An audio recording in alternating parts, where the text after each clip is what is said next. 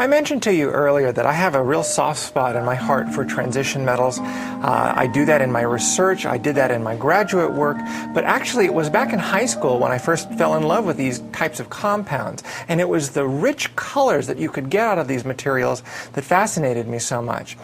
Think about this. One transition metal, let's consider chromium for a moment. One transition metal, depending on what's mixed in with it, gives rise to a whole spectrum of different colors, just beautiful colors.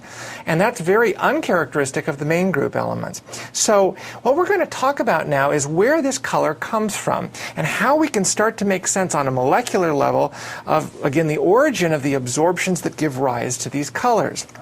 Now, let's start out with a curious observation, and that is I've got a solution here of cobalt, hexafluorocobalt 3. Okay, so this is the anion in this solution, and you'll see it's this beautiful deep green color. And if I consider breaking this down into the metal and the ligands, this is again a cobalt in a 3+ oxidation state.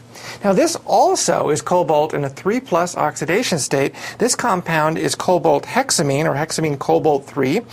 And again, it's the exact same metal, it's the same oxidation state, and in fact, in the metal it's exactly the same electron configuration, yet they're clearly very different as far as our observation goes. Their colors are vastly different. And in addition to the color, their magnetic properties are different.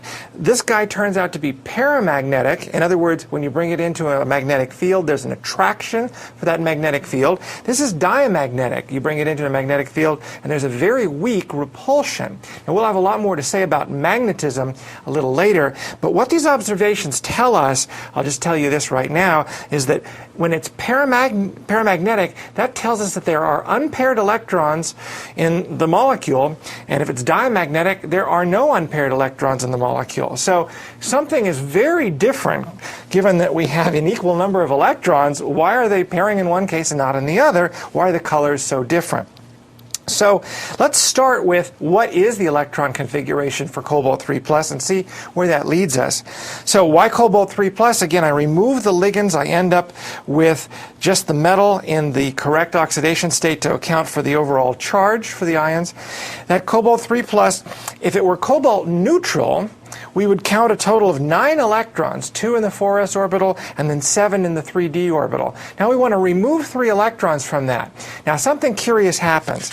Let me remind you of why the 4s orbitals fill first, and we can look, in fact I'll highlight it for you. Look at what happens to the 4s orbitals as we go across the periodic table, and you'll notice they drop in energy here as a result of the increasing nuclear charge. But there's a lot of shielding going on in the 3d orbitals, much more so than the 4s, and so the 3d doesn't drop as fast and actually crosses over the 4s right about the time we start to fill the transition metals. So the 4s orbital actually fills before the 3d because it's a little lower in energy. Excuse me. But that is not true anymore once we start to take out electrons. When we take out electrons, we generate a cation. The cation has less shielding, and so this crossover doesn't occur anymore. And so we take electrons out of the 4s before taking them out of the 3d. Thus, for this cobalt example, I'm sorry, although this is the neutral configuration with the 4s below the 3d, and so we put in electrons there first. That's the total 9 electrons. When we remove 3 electrons, we end up now with this configuration with the 3d below the energy of the 4s now. So that's where the electrons stay, and so we have a net of 6 electrons in the 3d orbitals for either of these complexes. Okay, well, what does that have to do with color? Well, just hold on to that idea that we have 6 electrons in the d orbitals. Now, again, the observation is the cobalt 3 is diamagnetic, meaning no unpaired electrons, and the cobalt, the hexamine and the hexafluoride is paramagnetic, so that means that there are unpaired electrons. Well, if all the d orbitals were exactly the same energy still, like we would expect for a neutral atom, well, then we could explain why it's paramagnetic. Because of Hund's rule, all of these guys are going to be unpaired. Remember repulsion, they're going to try to avoid pairing up because of electron-electron repulsion, and our prediction would be that the compound should be paramagnetic. On the other hand, Maybe we could explain why the compound was diamagnetic if we said, okay, we know about hybridization, we know about valence bond theory, we have to take away a couple of the d orbitals to mix with the s orbital and the p orbitals in order to get 6 hybrid orbitals.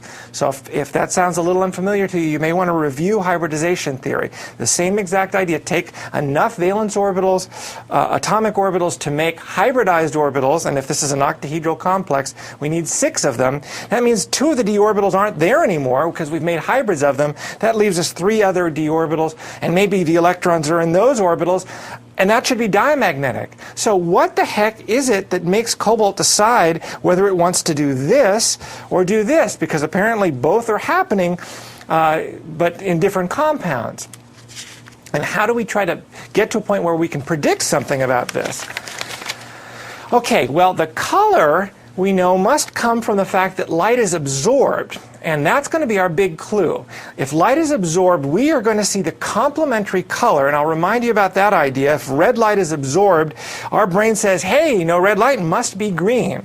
And so likewise, if yellow light is absorbed, we perceive that as blue and so on. So we see a color, but we can measure what light is actually absorbed by the material. We can convert that to the energy of a photon, and that tells us about the difference between 2 different energy levels, an electron in a low energy level jumping to an empty place, a higher energy level, a higher state. And we know what that energy difference would be because we know the energy of the photon. So, okay, there's our big clue. We'll look at the absorption spectra of these 2 things, and what it'll tell us is that this guy, the hexafluorocobalt, has got a smaller separation in energy levels than this guy does. Well, okay, what does that mean, and how come they're different colors? Well, we know why they're different colors, or at least we could explain that by this difference in energy. But again, why the different magnetic properties, and what causes this separation to be different? Now, just to clarify here, in case I didn't make this clear, this separation is going to be the lowest energy separation in orbitals we can find in order to get absorption in the visible region, and that turns out to be the d orbitals. So this is corresponding to an electron going from a lower energy d orbital to a higher energy d orbital. And that's one of the reasons, by the way, transition metals, one of the big reasons transition metals have all this color whereas main group doesn't, is that these d orbitals apparently are very close together in energy. And so instead of absorptions in the ultraviolet where we can't see them, and so materials look white, these transition metals are absorbing in the visible region because these energy levels become very close together. Again, these are both d orbitals, so they're fairly close in energy. And that's, again, what's going to give us this color. But why does it change? Why, and where does that separation actually come from? Because we had this kind of primitive picture of all the d orbitals at the same level. So something is going on. Something is causing the separation in the d orbitals to change as we change the ligands. What's happening? Stay tuned and we'll find out.